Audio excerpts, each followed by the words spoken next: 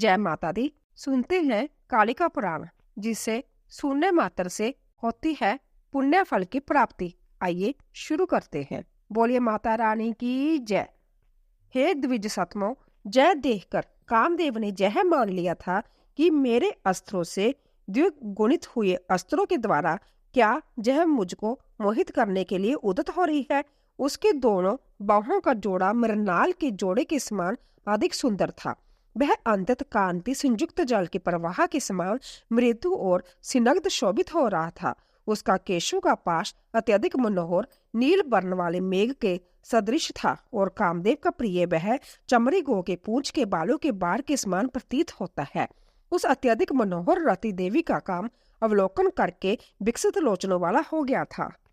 उसी रति की विशेष स्वरूप शोभा का वर्णन करते हुए कहते हैं कि वह रति देवी उपकी कांति रूपी जल समूहों से संपूर्ण थी। वह अपने कूचों के मुख कमल की कालिका वाली थी।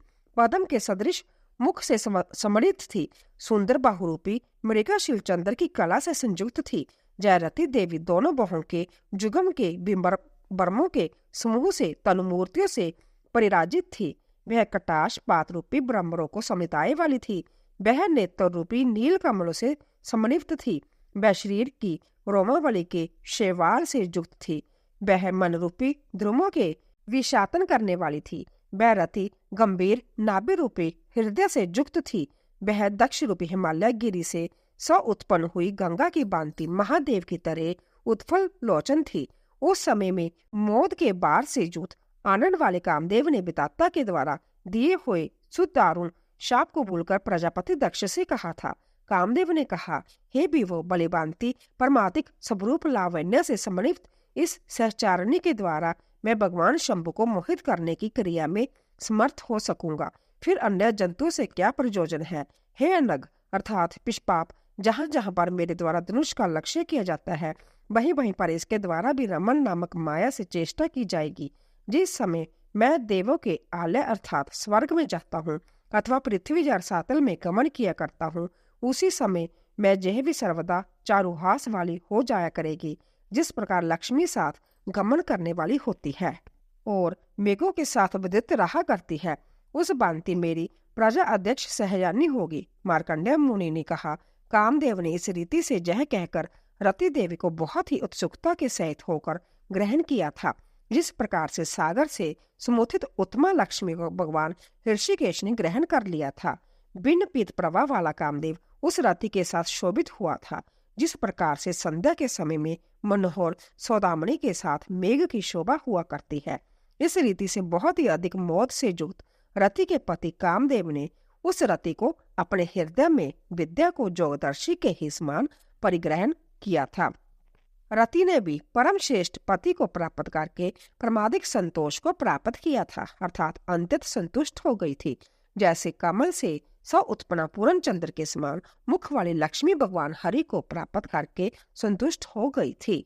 बसंत आगमन वर्णन। महर्षि मार्कंडेय ने कहा, तभी से लेकर ब्रह्मा जी भी समय समय में ही परिपीड़ित होकर चिंतन किया करते थे कि भगवान शंभु ने मेरी केवल कांता के प्रति अभिलाषा को ही देखकर मुझे बुरा कह दिया था। वही शंभु अब मुनिगणों के ही समक्ष में दाराओं को किस तरह से ग्रहण करेंगे अथवा कौन सी नारी उन शंभु की पत्नी होगी और कौन सी नारी है जो उनके मन में स्थान बनाकर अवस्थित हो रही है, जो जोग के मार्ग से भ्रष्ट करके उनको मोहित करेगी।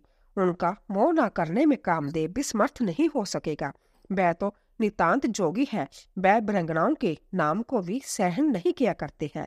मध्य और अंत में सृष्टि होती है। उनका वध अन्य कारित नहीं है, अर्थात अन्य किसी के भी द्वारा नहीं किया जा सकता। इस भूमंडल में कोई ऐसे होंगे जो महान बलवान मेरे द्वारा बाध्य होवेंगे। कुछ भगवान विष्णु के वारणीय है और उपाय से कुछ शंभु के हैं।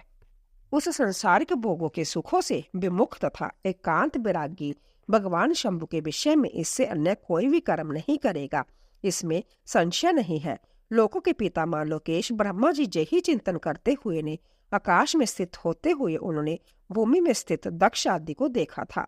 रति के साथ मोह से सम्मिलित कामदेव को देखकर ब्रह्मा जी फिर वहां पर गए और कामदेव को संतावना देते हुए उससे बोले, हे मनुव अर्थात कामदेव, आप इस अपनी सहचारणी पत्नी रति के साथ में शोभामान हो रहे हैं और यह भी आपके साथ संयुक्त होकर अत्यधिक शोभित हो रही है। जिस रीति से लक्ष्मी देवी से भगवान होती है, जैसे चंद्रमा में रात्रि और निशा से चंद्र शोभामान होता है, ठीक उसी भांति आप दोनों की शोभा होती है और आपका दाम्पत्य पुरुष संवरित होता है। अतः आप जगत के केतु हैं और विषम केतु हो जाएंगे।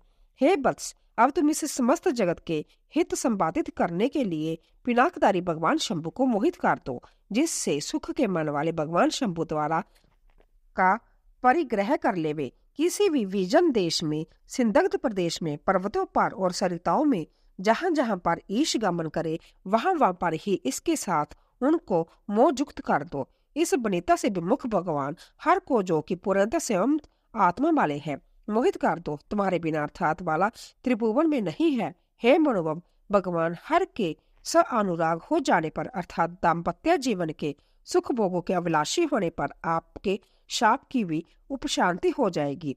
इस कारण आप इस समय अपना ही हित करो। हे कामदेव, अनुराग से युक्त होकर जब शंभु ब्रह्मरोह की इच्छा करे तो उस अवसर पर तुम्हारे उपभोग के लिए जो तुमको संभावित अवश्य ही करेंगे।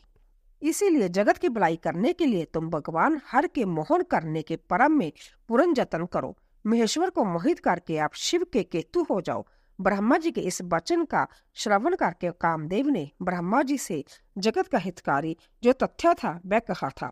कामदेव ने कहा, हे विभो, मैं आपकी आज्ञा से अवश्य ही शंभु का मोहन करूंगा, किंतु हे प्रभु, पोषित रूपी महान अस्त्र जो है उस कांता को मेरे लिए आप सर्जित कर दीजिए। मेरे द्वारा शंभु को सम्मोहित करने पर जिसके द्वारा उसका अनुमोहन करना चाहिए, हे लोकवृत, उस परम रमणीय रामा का आप निर्देशन कीजिए। उस प्रकार की रामा को मैं नहीं देख रहा हूँ जिसके द्वारा उनका अनुमोहन होवे। अब हे दाता, कर्तव्य यही है कि अब कुछ उसी तरह का उपाय करे। मार्कंडेय मुनि ने कहा। कामदेव के इस प्रकार से कहने पर लोकों के पितामह ब्रह्मा जी यह चिंता की कि मुझे ऐसी सम्मोहनी नारी उत्पन्न करनी चाहिए। इस चिंता में संविष्ट उन ब्रह्मा जी को जो इसके अनंतर निश्वास विस्मृत हुआ था, उसी के बसंत ने जन्म धारण किया था, जो कि पुष्पों के समुदाय से विभूषित था।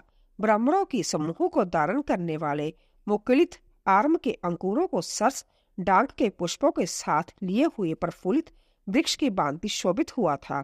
उसी बसंत के स्वरूप शोभा का वर्णन करते हुए कहा जाता है कि वह रक्त कमल के सदृश था तथा विकसित तारम रस के समान उनके नेत्र थे।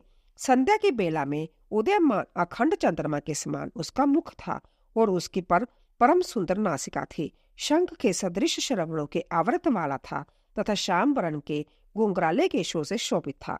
संध्या के समय में अंशुमाली के तुल्य दोनों कुंडलों से विभूषित था।